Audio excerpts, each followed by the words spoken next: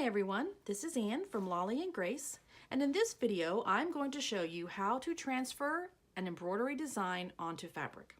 This is the method that I use probably 99% of the time to get this transferred onto this.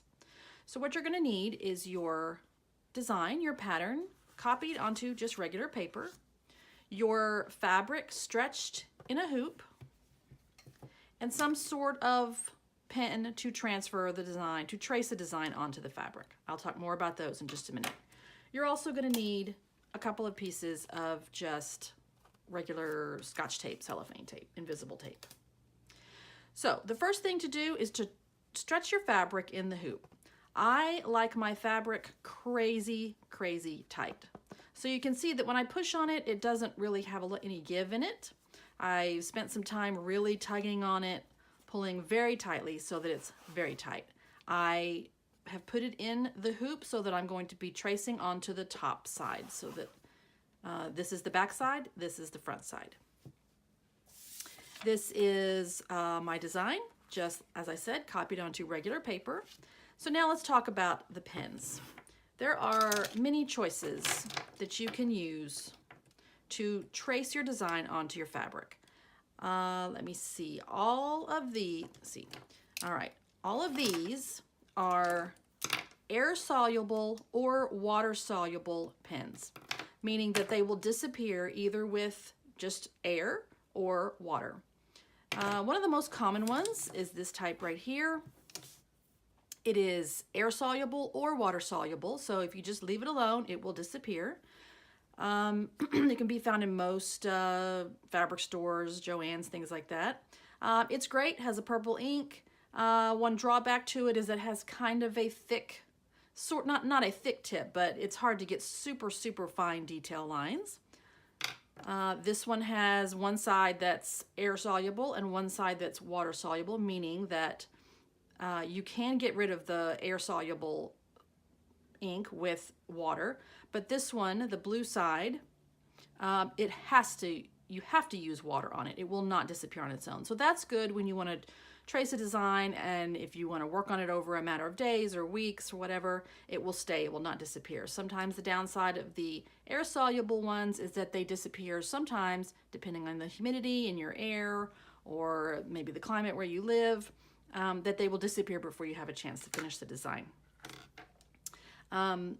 This one, I like this one a lot because it is air soluble, air erasable, so it will go away, but it has a very fine tip, which is great for detailed patterns, but it will go away in the air. This one also is a air soluble disappearing line, and it also has a very fine tip.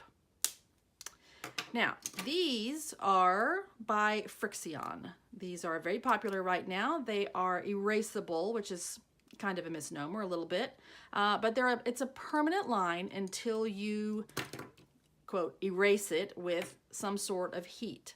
So this is a clicker one, like that. These, just pull the cap off. They have a very nice fine line.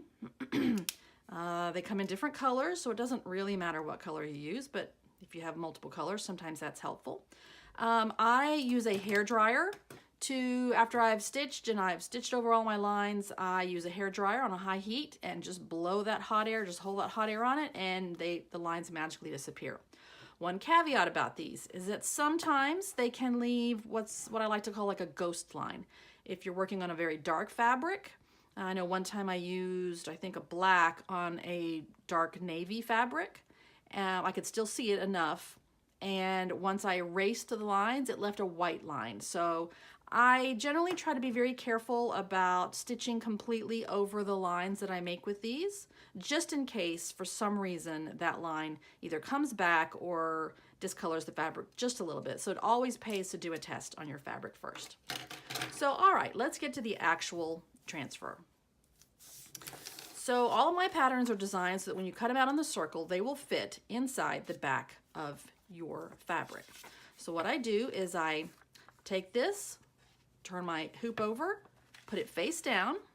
I always hold on with 2 fingers, and I spend some time, because this is white fabric and I have a white background, a light colored background behind it, I can very easily see my pattern as I put it behind there. So I will hold it up to a light or but whatever. I make sure that it's where I want it, centered.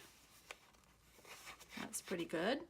Flip it over and use that tape to very securely, about 3 places is all you need,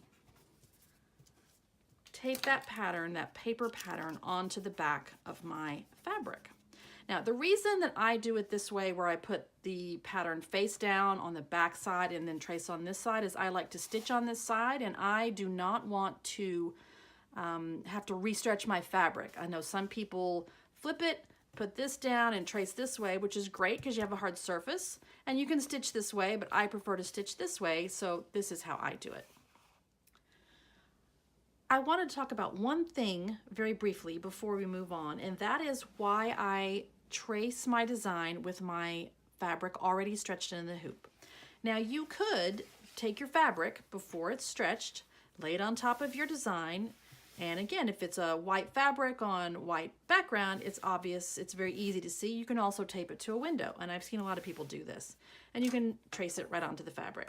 The reason I do not do this is because once I get this traced onto the fabric like this, and then I stretch it in my hoop, as I'm pulling, the pattern, the design, is going to be perhaps stretched out of alignment as I am tugging and pulling and constantly pulling that fabric in my hoop to stretch it. It's the design itself is going to be pulled out, and it might get a little wonky, and I don't like my patterns wonky. I like them straight. So if you have already stretched the fabric in the hoop and you put this behind it, you can just start stitching, and you know that the pattern is going to look exactly on the fabric like it looks here, because you haven't stretched it out of straight. Okay, so let's move on. The next step is to hold this up to a bright window or a bright light. Honestly, I just use my the lamp at my work desk, which is like, it has a movable arm, so this is going to be a little bit bright, but let me show you. I'm going to put it behind here, and now you can really see that design.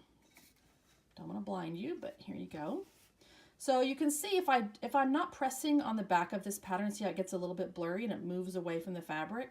So as I trace, I use a couple of fingers to press that design up against the back of my fabric.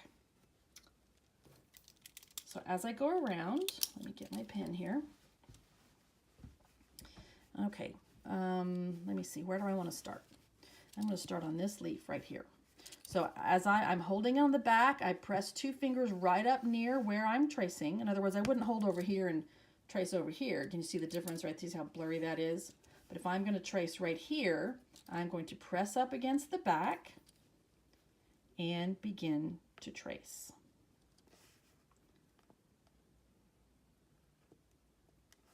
And I move my fingers around on the back so that I'm always pressing near where I am tracing. Now here's another tip. I know a lot of people have told me that they feel like their lines are wobbly, or they get a little bit nervous about tracing accurately, and I'm big on accuracy. So one helpful hint is to always pull the pen towards you. Your hand is steadier as you're moving on a line from here to here, instead of moving like this away from you. Sometimes that can't be avoided, and that's fine, but as much as I can, I will rotate the hoop so that whatever line I'm tracing is coming more towards me than away from me. This is especially true, not so much on these little short lines, but on big long curves. So let's say I was going to trace this petal right here. So instead of perhaps starting here, which is coming towards me, and then working all the way around, I would turn the hoop, and also, also instead of working from side to side, instead of working over here, I'll start this way. So that's where the line starts. Pull towards me, rotate the hoop, continue tracing that line towards me, always pushing my fingers behind there.